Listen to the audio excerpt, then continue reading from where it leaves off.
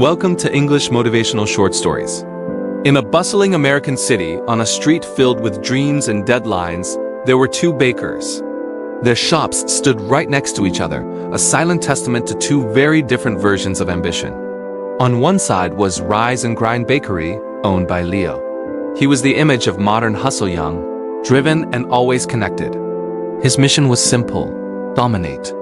He used social media algorithms, flashy promotions, and industrial mixers that churned out perfect, identical pastries at lightning speed. His croissants were so uniformly golden and flaky, they looked like they'd been 3D printed. He measured his success in likes, viral reviews, and the line that snaked out his door by 7 a.m. Next door was the Daily Loaf, owned by Clara. Her approach was considered outdated by some. She woke not to an alarm, but with the sun. She kneaded her sourdough by hand, feeling the texture change beneath her palms. She talked to her regulars, remembered their names, and her window displayed a simple, ever-changing selection based on what felt right that day. Leo watched Clara's quiet shop with a mix of pity and frustration. She has no ambition, he'd tell his barista. In this economy, you have to scale or you fail. He worked 18-hour days, fueled by ambition and espresso. His own joy baked away by the relentless pursuit of more. Clara, meanwhile, seemed to be listening to a different rhythm altogether. She noticed the subtle shift in the yeast from one season to the next.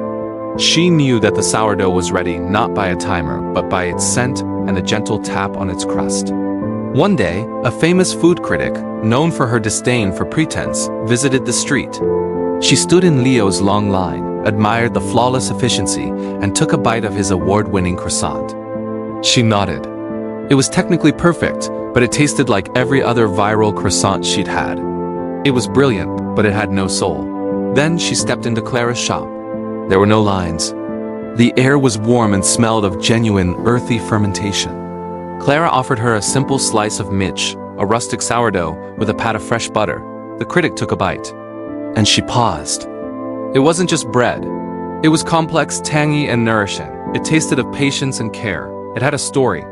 The next week, her column featured a headline: "The Algorithm of the Heart. Why the Daily Loaf is the City's Truest Success."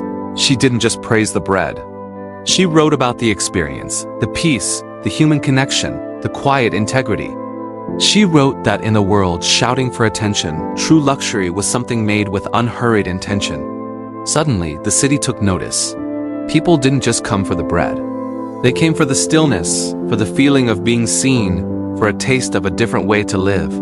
Leo's viral line eventually shortened, while a new, thoughtful crowd found its way to Clara's door. One evening, Leo, exhausted and bewildered, visited Clara after she had closed. "I don't understand," he confessed. "I did everything right. I optimized, I hustled. You just baked." Clara handed him a warm roll.